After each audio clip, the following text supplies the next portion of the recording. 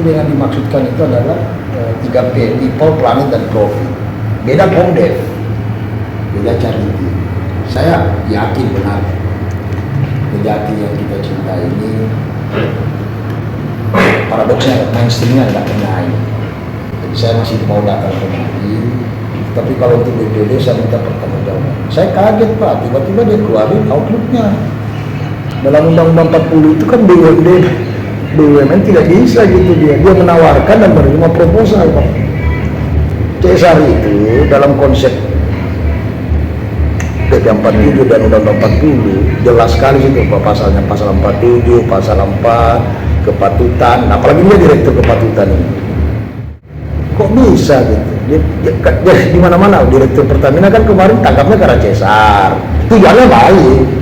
Kamu tahu kebutuhan untuk kantor kita di sini Pak, untuk pelayanan. Cuma koridornya yang berbeda. Dan angka itu keluar Pak 1,4 dari 4-5 kali Kejati ajukan. Kata dia direktur kepatutan di Google Braga Media, ini terobosan untuk juga berbicara. Nah, itu justru kami sambut.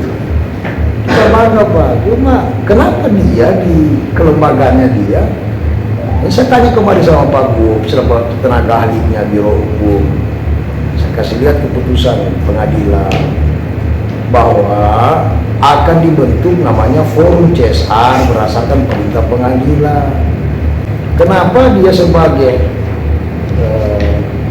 lembaga keuangan yang bergerak di perbankan milik pemerintah, dari mana di situ sahamnya adalah masyarakat?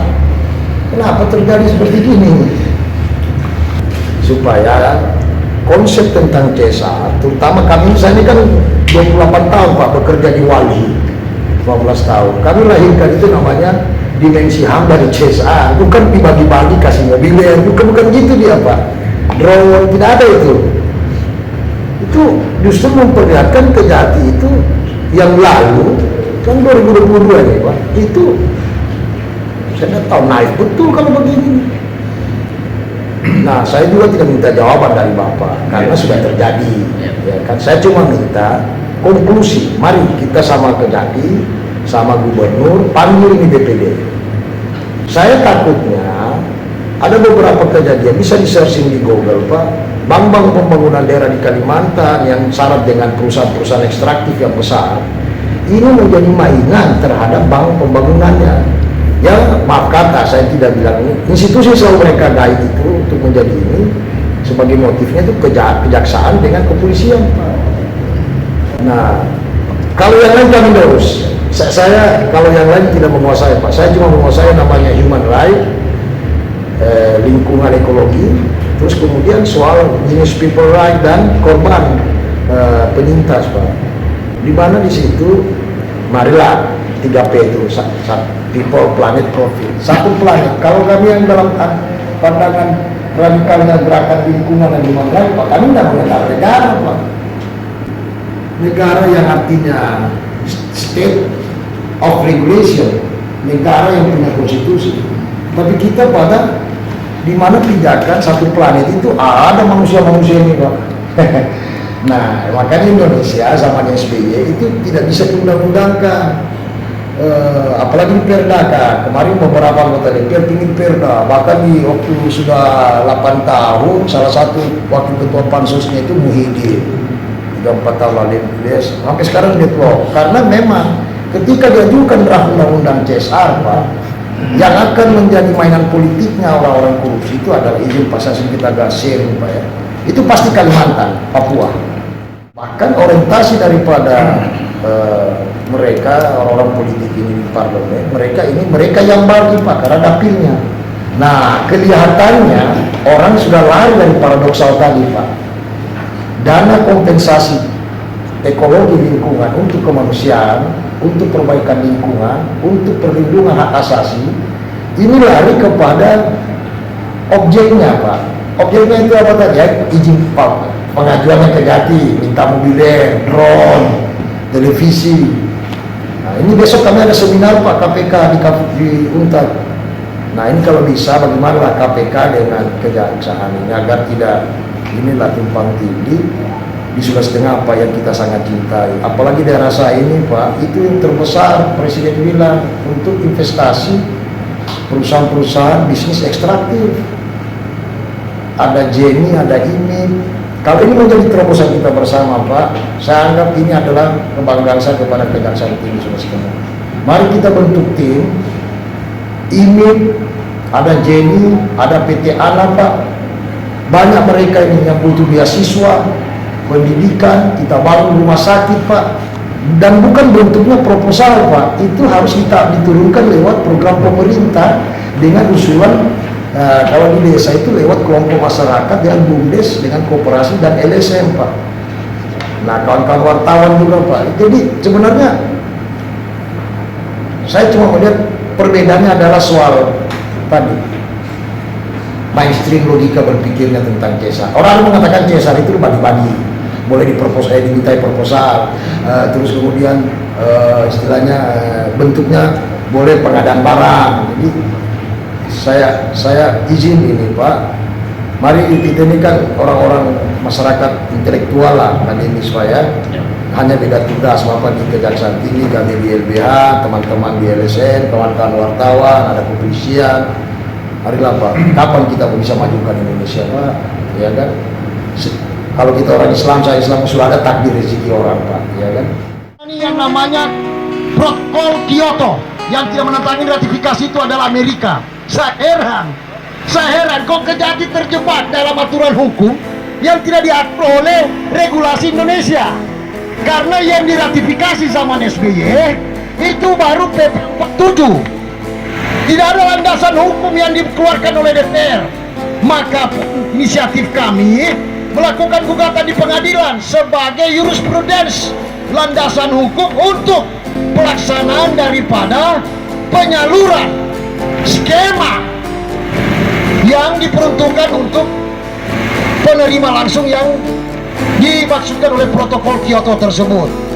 Nah, 3 bulan lalu, Rusdi Mastura, Gubernur Sulawesi Tengah, melalui Biro Hukumnya, kami sudah mengajukan hasil keputusan pengadilan tersebut. Tiba-tiba, Bank Pembangunan Daerah mengeluarkan outlook penggunaan anggaran penyaluran dana CSR. Saya kaget, ada 5 poin. Kok bisa Kejati memintakan dana CSR? Kalau begitu dirubah saja. Kalau dirubah saya setuju.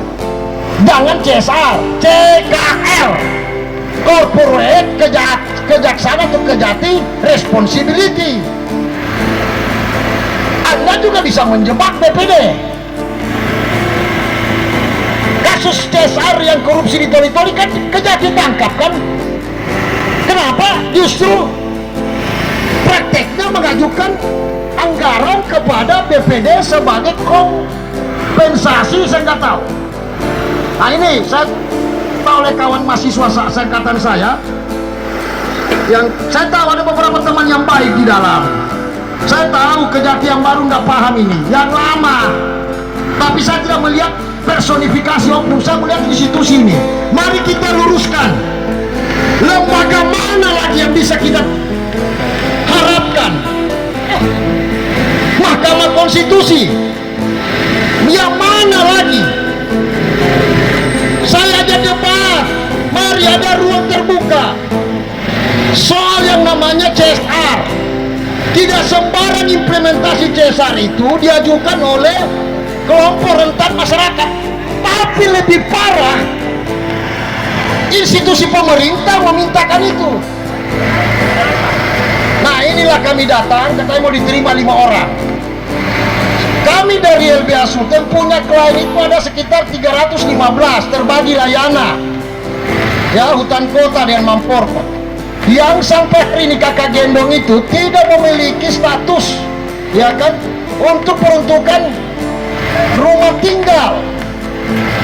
5 tahun kami berjuang, kenapa bukan lahan itu yang bisa jadi kejaksaan yang katanya Direktur Kepatutan BPD itu untuk bermitra dengan Kejati, ya kan, untuk memberantas yang namanya penegakan hukum.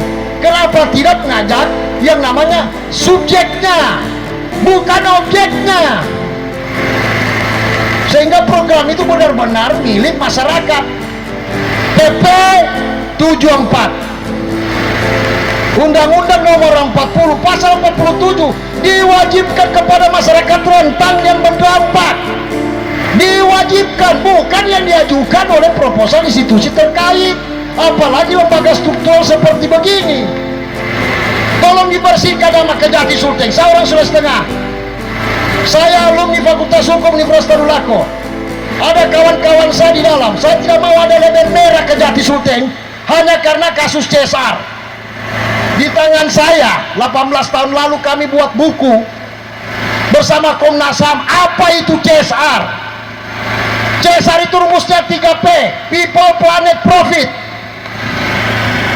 Di situ ada analisa fiskal dan moneter. Harus ada keluaran dari pemerintah tentang yang namanya lembaga-lembaga terkait keuangannya dia. Kalau BPD itu adalah lembaga BUMD milik konsorsium saham dari pemerintah kabupaten kota di Sulawesi Tengah, maka dimintakan kepada pemerintah Sulawesi Tengah dengan catatan tadi subjeknya jelas. Dalam protokol Kyoto yang dirumuskan tentang yang namanya CSR HAM, ini lembaga-lembaga HAM ini. Nah, itu jelas, bukan Kejati, bukan kepolisian, bukan pengadilan yang minta CSR. Ada pergub tentang hibah, kenapa tidak minta di pergub? Kan mitra kolegial Forkopimda. Nah, saya bukan mau menjebak atau mendiskresi Kejaksaan Tinggi itu pada finally salah, tidak. Saya tahu ini karena keliru. Di Indonesia hanya 3-4 universitas yang punya jurusan program tentang CSR, salah satu Trisakti. Tidak ada semua universitas, agak rumit memang ini. Tapi dengan putusan gugatan kami CSR terhadap Galian C waktu sampai Buluri 3 tahun lalu yang sudah ingkrah di Mahkamah Agung, itu cukup jadi pegangan. Mari kita bahas sama-sama. 1,4 triliun ini akan kami sampaikan ke BPD. Kenapa tidak diberikan saja kepada penyintas yang butuh lahan 1,2 hektar, yang jumlahnya 325 jiwa, yang 5 tahun sampai hari ini status bencana kita lokal itu tidak ada peruntukannya yang jelas.